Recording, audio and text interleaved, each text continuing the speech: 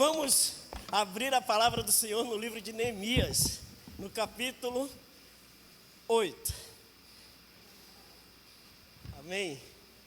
Glória a Deus. Aleluia. Glória a Deus. Aleluia. Glória a Deus. Vocês encontraram? Capítulo 8, no versículo 10, lá no finalzinho. E vai ser bom lermos juntos. Encontraram? Sinaliza. Amém? Não? Alguém não encontrou ainda? Neemias 8, 10. Parte D, de dado. Achou? Glória a Deus. Vamos falar todos juntos? 1, 2, 3. Porque a alegria do Senhor é a vossa... Vamos falar juntos? No 3? Vamos falar? 1, 2, 3. Porque a alegria do Senhor é a vossa... Senhor Deus e Pai, graças te damos ao Senhor. Por felizes estarmos na tua casa, na tua presença, podermos sentir que o Senhor está presente neste lugar. Saber que tudo vem de ti, tudo é por ti, tudo é para ti, Senhor. A centralidade do culto não está no homem que está pregando, não está nas pessoas que estão trabalhando, não está nas pessoas que estão aqui para receber algo da tua parte, está em ti, Senhor. A nossa expectativa, a nossa esperança está depositada em ti, Senhor. Por isso, Deus, em nome de Jesus, que eu venha, Senhor, diminuir, venha desaparecer e que o Senhor cresça, apareça, que o teu Espírito, Senhor, venha falar ao teu povo aquilo que o Senhor deseja, aquilo que o Senhor quer. E que verdadeiramente, Senhor, possamos sair daqui completamente diferentes da forma a qual entramos. Ó Deus, te peço que o teu Espírito me use conforme a tua vontade, o teu querer, o teu agir, o teu efetuar, sem nenhuma reserva, Pai. E que os teus anjos aqui acampados, ó Senhor, venham pelejar em favor do teu povo. Também leva os teus anjos a acampar, ó Deus, na casa de cada um deles, ó Senhor. Onde tiver um ente querido, consanguíneo, Senhor, ó Pai, que o Senhor venha livrá-los de todo mal, venha guardá-los, ó Senhor. E que ao retornarem às suas casas, ó Pai, eles possam sentir a tua segurança. E os teus filhos que aqui estão, Senhor, ao chegarem aos seus lares, ó Senhor, possam transbordar a alegria desta noite que o Senhor reservou para cada um deles. Em nome de Jesus, nós oramos e te agradecemos. Podeis assentar. A história de Neemias é uma história muito interessante. E a gente vai ver no capítulo 8, um momento de culto, um momento de restauração. Neemias foi um dos que, juntamente com Esdras, o Senhor o levantou para poder trazer o povo de volta ao cativeiro, trazer palavras de ânimo, de restauração, mas também para fazer a reforma política, social, e financeira e espiritual de Israel. Israel, que tinha sido devastada quando o povo foi levado ao cativeiro, foi toda destruída.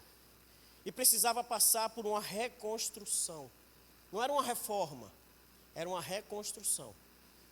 O templo foi destruído, os muros foram danificados, as portas foram arrancadas, não havia mais proteção. E o Senhor levantou Neemias com esse propósito. Neemias, em dado momento, trabalhando para o rei Artaxerxes, recebe alguns amigos e pergunta para eles como estava Israel. E as notícias não eram boas. E Neemias se entristeceu com a realidade que o povo estava vivendo. E eu quero perguntar para você nessa noite, como é que vai a sua casa? Como é que vai a sua vida? Como é que vai o seu povo? Como é que vai a sua família? Você não precisa me responder.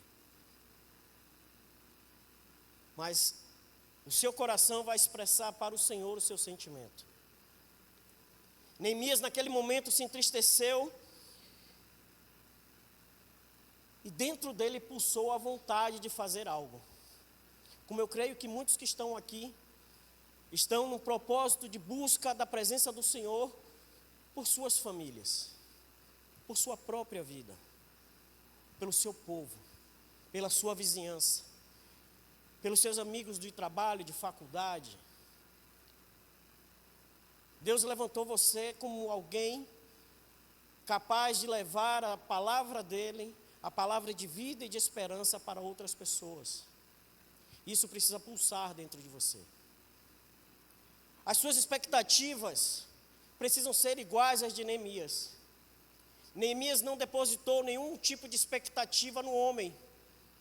Ele depositou as expectativas dele no Senhor. Porque seria um trabalho árduo e não seria fácil. E ele sai debaixo da autoridade da permissão do rei Artaxerxes. E o que a gente aprende com Neemias, que toda autoridade constituída, ela precisa ser respeitada. E muitas vezes nos dias de hoje, com a internet levando todo tipo de alimento para as pessoas não entendem mais o que é autoridade. As pessoas não querem mais respeitar a autoridade. Eu fazia um trabalho essa semana, ao qual eu fui para Monte Gordo. Quando voltei com uma pessoa no carro, e que ela falava muito sobre essas questões da autoridade. Falava sobre o abuso de poder da polícia militar. E eu, sabendo onde ela queria chegar, trouxe o assunto para um plano de pensamento. Porque as coisas estão tão invertidas que o errado passa a estar certo. Quem mora em comunidade sabe que muitas vezes é verdade que a polícia chega e já chega de uma forma bem assintosa. Mas também sabe que muitas vezes ela é recebida de uma forma não agradável. E por isso existem os embates. E normalmente a comunidade se volta contra a polícia. Porque ali naquele meio estão envolvidos pessoas que fazem parte da comunidade. E filhos de pessoas daquela comunidade. E existe o embate. A polícia ela foi instituída para poder defender a população, trazer paz, tranquilidade, sossego e segurança. Mas termina saindo como errada por conta de alguns excessos, isso é fato. Mas não deixa de ser autoridade. O presidente da República, que está instituído no Planalto Central, 51% da população o colocou lá por votação. E outros 49% não ficaram satisfeitos. Mas precisam entender, aprender a respeitar a autoridade que está lá constituída. Na igreja, você tem os seus pastores, você tem os seus líderes, que também precisam ter o mesmo respeito. Não foi você que escolheu. Quem escolheu foi o Senhor. Então, se tiver algo a reclamar do pastor, do líder, reclama com Deus. Conversa com Deus, porque Ele é a autoridade maior da igreja. Ele está acima dos pastores. Ele está acima dos líderes. Mas existe o respeito que precisa se ter por essas autoridades. E hoje, por conta dessa abundância de informação, as pessoas não entendem mais o que é respeito. Filhos não querem respeitar os pais. E pais não querem respeitar os filhos. E dentro dessa conversa com essa menina, eu trouxe esse pensamento para ela. Os valores estão invertidos. E a gente volta para a história. Neemias sai debaixo da autoridade do rei Artaxerxes, com cartas para poder prosseguir durante a sua caminhada, cartas que também traziam uma autorização para ter os mantimentos que ele precisaria durante a sua estadia. E lá vai Neemias, na certeza de que ele estava exercendo um serviço para o Senhor. Mas esse serviço pulsava no coração de Neemias. Neemias estava indo para um lugar onde ele não havia vivido. A sua família era de lá, mas ele não havia vivido lá. E você pode hoje estar aqui na noite desse dia, cheio de problemas, cheio de dificuldades, cheio de adversidades, mas está buscando fazer algo que Deus constituiu você para fazer.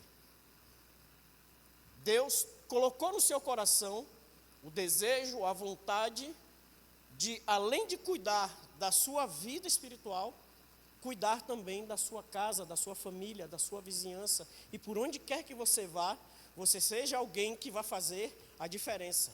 Não vai fazer o errado que parece estar certo, vai fazer o certo que está certo. E isso, pulsando em Neemias, esse desejo de restauração, de reestruturação de Israel, faz com que ele persevere, ele prossiga. Não é fácil. Houve oposição. Pessoas que lá estavam começaram a se opor ao trabalho de Neemias. Não vai ser diferente naquilo que você exerce na sua casa, no seu trabalho, na faculdade, na igreja. Não vai ser diferente. Sempre vai ter oposição.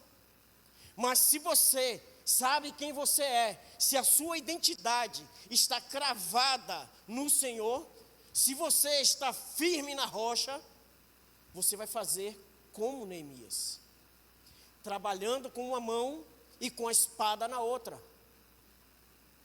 O trabalho não deixou de ser executado. E Neemias muitas vezes recebia os recados e não dava a mínima, porque ele estava focado. Ele sabia o que ele deveria fazer. E ele foi lá para cumprir um propósito.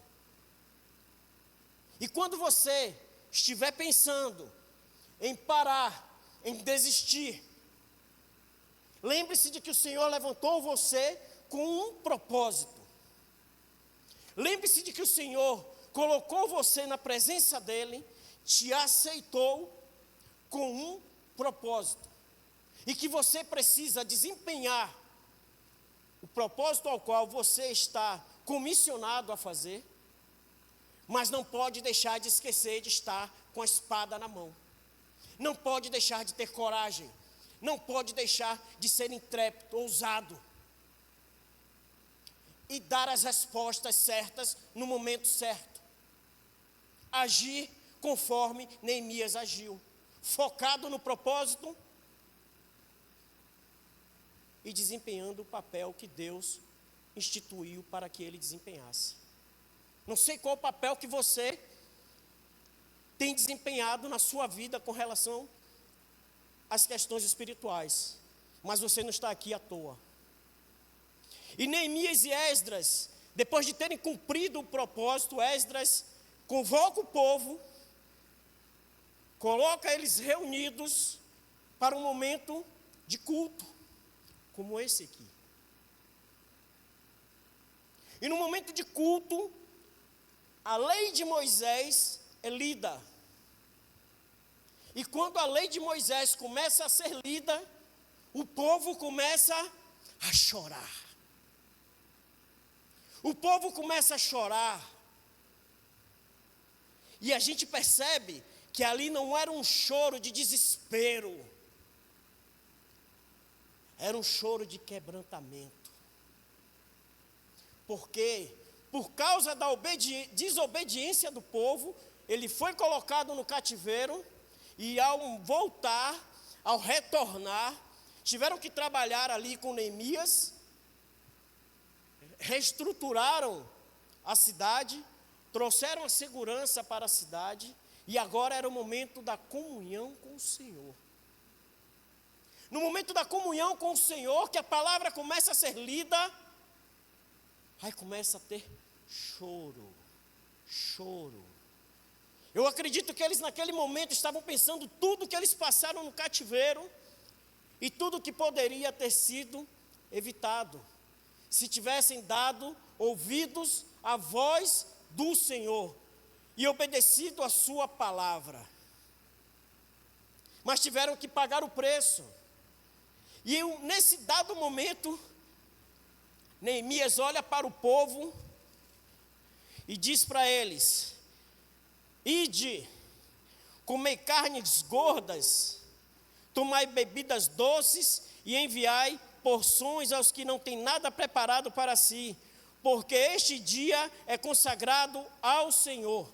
Portanto, não vos entristeçais, porque a alegria do Senhor é a nossa força. A alegria do Senhor é a nossa força. Os levitas fizeram calar todo o povo, dizendo: calai-vos,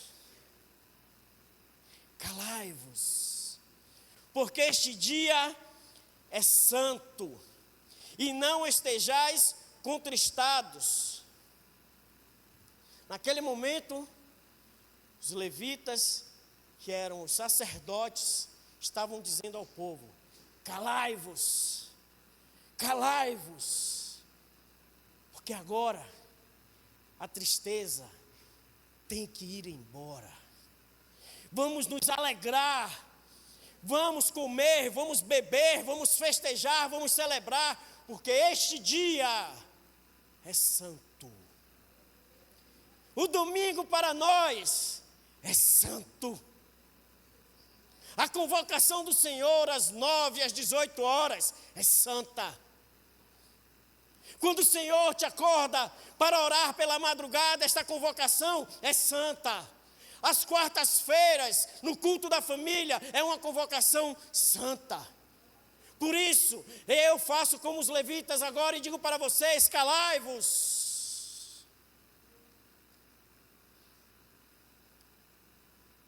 Porque este momento é santo. Oh, glória. Trazendo para aquelas pessoas um momento de grande reflexão, mas também uma ordem. A alegria é um verbo. E ali estava sendo colocada para cada um deles uma ordem. Paulo escreve aos Filipenses: alegrai-vos, alegrai-vos, alegrai-vos sempre no Senhor. O interessante disso tudo é que Paulo poderia estar chorando, murmurando, reclamando, mas ele estava levando uma palavra de ânimo, de gozo, de esperança para as pessoas de Filipe. Ele estava preso. E alguém que está preso vai pensar em alegria. Alguém que está preso vai pensar em esperança. Mas Paulo estava ali, como Neemias, focado na missão, focado no alvo. Se ele estava delegando para as pessoas: alegrai-vos, alegrai-vos, é porque ele estava alegre. Paulo, preso, conseguiu abrir igrejas, discipular, encorajar, levar para as pessoas a esperança que elas tanto precisavam através da palavra de Deus. E ele estava preso. Muitos de nós estamos livres. Tivemos a oportunidade de abrir os olhos na manhã desse dia, de estarmos aqui, de acordarmos, de nos regozijarmos no Senhor com a oportunidade que Ele nos deu neste dia. Não sabemos o que vai acontecer daqui a pouco, mas a Bíblia diz que nós precisamos viver um dia de cada vez. Precisamos estar focados naquele dia. Isso não quer dizer que você não tenha projetos, mas você deve viver um dia de cada vez, como se fosse o último dia. Se hoje fosse seu último dia, o seu coração está pulsando de alegria ou de tristeza? A tristeza, ela faz com que a gente paralise, não consiga desenvolver aquilo que realmente precisamos desenvolver. Não faz com que nós tenhamos a essência de Deus dentro de nós. Que aquele que está triste, ele não está esperançoso, ele não está feliz, porque criou expectativas nele mesmo, na força do seu braço, em outras pessoas. Sabe, muitas vezes alguém diz para você, você está na luta, você está na guerra, estou contigo. Só que quando o negócio aperta, daqui a pouco eu volto. E vai embora. E te dá as costas. E te decepciona. E muitas vezes, é um propósito de oração, mas a peleja ficou pesada, ficou apertada. E de repente você olha para um lado, olha para o outro e se vê. Se você estiver focado na oração, você não vai ficar sozinho. Se você estiver focado na oração, você não vai se decepcionar. Se você estiver focado na oração, você não vai se frustrar. Porque quando você está focado na oração, o seu coração está conectado em Deus, você está focado no propósito, e se alguém te largou pelo meio do caminho, é você e você e Deus é maioria, portanto, alegre-se. Alegre-se. As suas expectativas não podem estar com quem está ao seu redor. As suas expectativas devem estar no Criador, no autor e consumador da nossa fé. Porque ninguém vai te fazer alegre a não ser Ele. Gálatas 5:22 descreve os frutos do Espírito, dos quais deles um é a alegria. E a alegria, para ser um fruto, ela precisa ser semeada, ela precisa ser cultivada, ela precisa ser regada, ela precisa crescer, ela precisa brotar em nós, florescer, para poder dar fruto. Então alegre-se, porque você e Deus é maioria. Alguém te deixou pelo meio do caminho? Alguém virou as costas para você? Alegre-se. Quantos viraram as costas para Jesus? Nessa empreitada de Neemias, a Bíblia não descreve, mas a gente pode observar que quando a gente busca fazer algo grande, busca fazer um trabalho, muitos te dão as costas. Faça uma festa na sua casa, vai ter um monte de gente, alegria, festa, bata uma laje, estou indo leve, bata uma laje, ainda vai fazer um feijão, você chama 50, aparece 3, 4, vai se decepcionar? Isso hoje está até acabando, porque as pessoas hoje não querem mais ter trabalho braçal. Porém, esse trabalho braçal, na minha época, que não é tão distante assim, era um trabalho que trazia alegria para quem estava lá. Era um trabalho de comunhão. Era o feijão na lenha e a pá e a enxada comendo no centro. O balde jogando para cima, enchendo a laje, e no final de tudo, a alegria do dono da casa se transformava na nossa alegria que estava ajudando. Porém, você vai construir algo, você vai fazer algo, e aí de repente, não gera alegria nas pessoas, porque elas estão frustradas com elas mesmas. E aí começa, sabe, a oposição, para querer te paralisar, para querer fazer com que os planos de Deus na sua vida sejam frustrados. Mas o Senhor diz para mim e para você que os planos dele, na minha e na sua vida, eles não podem ser frustrados. Portanto, alegre-se. Alegre-se no Senhor. Ainda que você esteja cercado, ainda que você esteja cercada de pessoas que queiram paralisar os planos de Deus, faça como Neemias. Enxada na mão e a espada na outra. E prossiga em direção ao alvo que o Senhor colocou na sua vida. Não esmoreça. Persevere. Prossiga. Avance. Foque em Deus. Você e ele são maioria. Você e ele são invencíveis. E ainda que você esteja fraco, nele você estará forte. Ainda que você pense que você não pode fazer, com ele você pode todas as coisas. Ainda que você imagine que você fraquejou, que você em algum momento vacilou, que você em algum momento caiu, quem vai querer colocar essa fraqueza em você não é o Senhor. O pastor acabou de falar aqui no cordão de 3 dobras, falou para casais, mas isso é para todos nós. Cordão de 3 dobras não se rompe facilmente, porque quando um está caído, o outro ajuda a se levantar. Portanto, alegre-se. Se você está com seu coração focado em Deus, as adversidades virão, as lutas virão. O Senhor disse para o seu povo: no mundo tereis aflições, mas tenha bom ânimo. Por quê? Porque você está focado nele. Porque você está focada nele. Vai ter decepção, vai ter luta, vai ter adversidade. Tenha bom ânimo.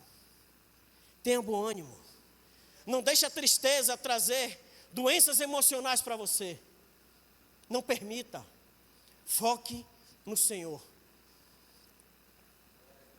A palavra alegria vem do latim alecris, que significa animado, vivaz, alegre, jovial, risonho. Deste modo, o estado de alegria representa uma ação boa, de repleta satisfação e plenitude e confiança. A palavra confiança determina em quem nós depositamos as nossas expectativas. Plenitude, o homem não é capaz de ter. Somente o Senhor é pleno, é total. E se nós estamos enxertados na videira, Ele vai estar nutrindo as varas. E as varas serão fortalecidas. Portanto, alegre-se. Alegre-se. Biologicamente, existem alguns fatores que podem contribuir para que o nosso organismo venha estar pleno em alegria. É a dopamina, endorfina, oxitocina, serotonina. Eu gostei da oxitocina porque tem chocolate, que deve ser uma delícia. Mas, biologicamente, isso promove no nosso corpo, no nosso organismo, um estado de alegria. Então, eu tenho biologicamente uma dependência de determinados itens, de determinados comportamentos que vão produzir em mim alegria.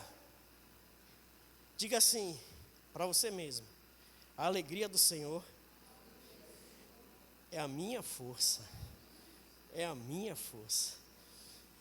Aí a gente tem esse percentual, e a Bíblia comprova isso. Em João 15, o Senhor Jesus diz assim: tenho-vos dito estas coisas para que a minha alegria permaneça em vós e a vossa alegria seja completa. A vossa alegria seja completa. Jesus está explicando que a gente tem uma alegria passageira, momentânea, mas quando nós dependemos desta palavra, quando nós dependemos desta promessa, quando nós confiamos, a nossa alegria ela vai ser completa. Você vai ser cheio de todas essas substâncias no seu corpo, e a sua alma, o seu espírito vai estar feliz, vai estar alegre, vai estar esperançoso. Portanto, alegre-se. Alegre-se. Pastor, está difícil. Para quem é que está fácil aqui?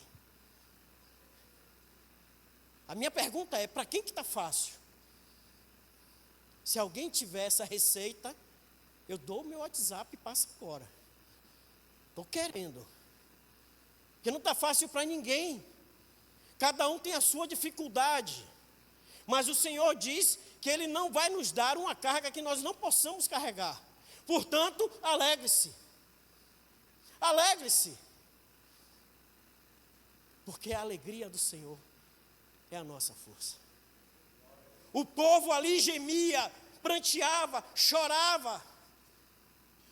E Neemias disse para eles: alegre-se, celebrem, gerem em vocês esperança, porque estavam afastados das palavras do Senhor, estavam afastados de Deus, e era um momento de reconexão, precisavam se reconectar ao Senhor, e ali houve choro de quebrantamento, e tendo quebrantamento, haverá avivamento. Muitos trocam por aí dizendo que avivamento é movimento. Movimento é dança, movimento é corrida. Mas avivamento é a esperança que brota das entranhas, dizendo: está difícil, mas no Senhor eu posso todas as coisas. Eu não tenho expectativa, mas quando eu olho para o alto, é de lá que vem o meu socorro. Quando eu penso que nada vai acontecer, o Senhor diz para mim: se acalme, porque sou eu que acalmo o vento, sou eu que acalmo o mar. Portanto, se alegre nas dificuldades que a vida tenta impor para você, porque eu sou maior do que tudo. E se você estiver em mim, e eu em você, você poderá todas as coisas. Porque às vezes a gente declara isso. Posso todas as coisas naquele que me fortalece. Mas não tomamos posse dessa palavra. Não usufruímos desse bem que o Senhor colocou em nós. Porque quando vem a luta, quando vem a dificuldade, quando vem a adversidade, o choro, o pranto, passam na mente e vão dando lugar. Ai, meu Deus, o que é que eu faço? Ai, Senhor. Calma. Alegre-se. Alegre-se. Alegre-se. Alegre-se. Romanos 12:12. A Bíblia vai dizer para mim e para você: alegrai-vos na esperança, sede pacientes na tribulação, perseverai na oração. Ai, Jesus. Oh, Senhor. Sede pacientes na tribulação, perseverai na oração. Mas alegrai-vos na tribulação. O bicho está pegando. É problema, é B.O. para tudo quanto é lado, mas alegrai-vos na tribulação. Seja paciente, persevere, porque é de dentro para fora. Alegrai-vos, alegrai-vos. Porque aquele que pode mudar o quadro, a situação, a circunstância, está dizendo para mim e para você: alegrai-vos na tribulação. Seja paciente, persevere na comunhão com o Senhor. Porque só assim você vai poder dizer: a alegria do Senhor é a minha força. Você vai estar focado na esperança. Ah, o marido não se converte, calma, não é você que vai converter o marido, é o Espírito Santo. A esposa não se submete, calma, não é você que vai converter a esposa. Os filhos são desobedientes, calma, não é você que vai colocar a coisa na cabeça dos seus filhos em ordem. Seja paciente, seja alegre em meio a toda adversidade, porque o seu foco não está nas circunstâncias. O seu foco está naquele que precisa e que vai mudar as circunstâncias. Portanto, alegre-se. Alegre-se. Aleluia. pastor, o negócio está difícil. Eu olho para a geladeira, só tem água. Sabe quando eu falei da África aqui no início? Alguém já assistiu um culto na África? A Bíblia diz, né? Salmo 100. Celebrai com júbilo ao Senhor todas as terras, todas as nações. Servir ao Senhor. Eu nunca vi um povo que não tem ar-condicionado, não tem cadeira, não tem piso, não tem instrumento, mas quando está lá na adoração ao Senhor, se entrega de um jeito que a gente aqui não consegue fazer. O povo vem dizimar dançando. O povo entra na igreja adorando. O povo está cheio de problemas. A gente acha que o nosso problema aqui é grande, imagina o deles lá. Espiritualmente são cercados de maldições, mas eles estão focados no Senhor, eles estão alegres no Senhor, eles estão adorando ao Senhor, como diz o Salmo 100. Você vai na casa de uma dessas pessoas, são as ONGs que alimentam elas. Missionários saem daqui, dedicam as suas vidas lá. Jeová Nissi, que passa aqui, é uma das instituições que está lá. E vem buscar recursos para levar para esse povo. E você fica maravilhado quando você assiste um culto. Quando chega em casa, assista um culto na África. E você vai ver o povo dançando a todo momento, adorando ao Senhor. A Bíblia diz que onde estiver o nosso coração, ali estará o nosso tesouro. Nosso tesouro não pode estar nos problemas, o nosso coração não pode estar focado nos problemas. Se eu estou depositando um tesouro lá no céu, o meu coração tem que estar lá, conectado com o Senhor. A Arca da Aliança foi trazida para Israel, e Davi se alegrou, a ponto da esposa dizer: meu Deus, o que Davi está fazendo ali? Daquele jeito, o rei estava adorando ao Rei dos Reis, Senhor dos Senhores, estava alegre, porque a presença de Deus foi trazida de volta para Israel. Você tem a oportunidade de hoje viver pela graça, viver na graça, que não foi de graça. Então, quando você adentrar nessa porta, adore ao Senhor, com alegria. Está difícil, foque nele, seja como Neemias. Busque a presença de Deus. Eu conversava com uma pessoa, ela dizia: está difícil, pastor, está muito difícil. Eu disse para ela: se com Deus está difícil, imagine sem Deus.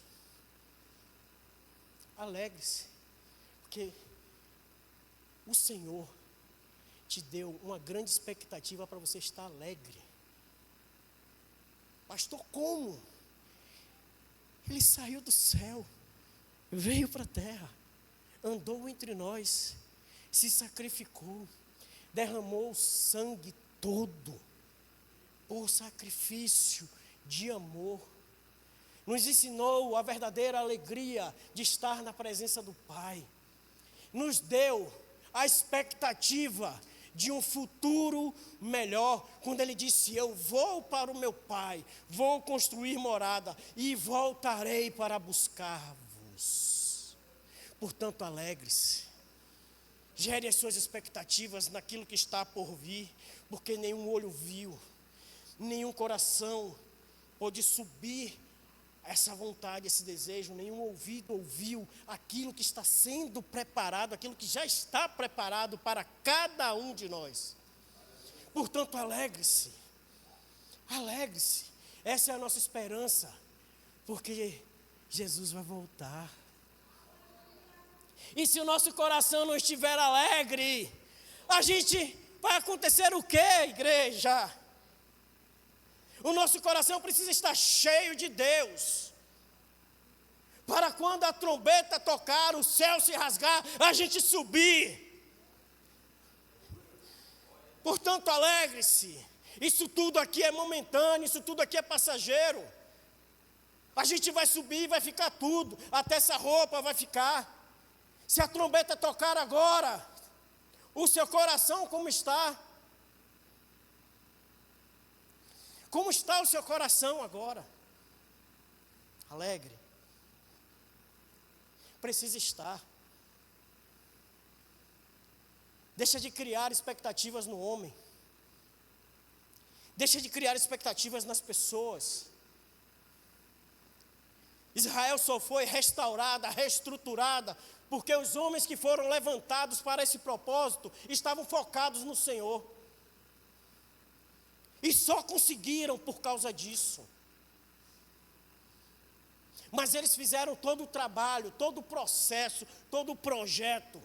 Alcançaram êxito porque os seus corações estavam voltados para Deus. E passaram por todas as tribulações. Então alegre-se. Alegre-se. No mundo vamos ter todas as aflições. Mas precisamos ter a certeza de que temos vida abundante em Cristo Jesus. Em Cristo Jesus. Abacuque 3,17, a palavra do Senhor vai nos dizer assim: porque ainda que a figueira não floresça e nem haja fruto na vide, ainda que decepcione o fruto da oliveira e os campos não produzam mantimento, ainda que as ovelhas da malhada sejam arrebatadas e nos currais não haja gado, todavia me alegrarei. Todavia me alegrarei. Me alegrarei em quem? Senhor. Portanto, alegre-se. Ali estava tendo uma grande dificuldade na agricultura e na pecuária. E Abacuque trouxe essa palavra de esperança para o povo. Abacuque trouxe e disse: olha, ainda que aconteça tudo isso, todavia eu me alegrarei. Eu me alegrarei no Senhor, porque os meus olhos estão postos nele, a minha expectativa está posta nele, a minha esperança está posta nele, por isso eu estou cheio, pleno, abundante de alegria, porque ainda que tudo aqui venha contra a minha vida, eu tenho a certeza de que eu estou no Senhor, o Senhor está em mim. Portanto, alegre-se, porque o Senhor quer ver você feliz.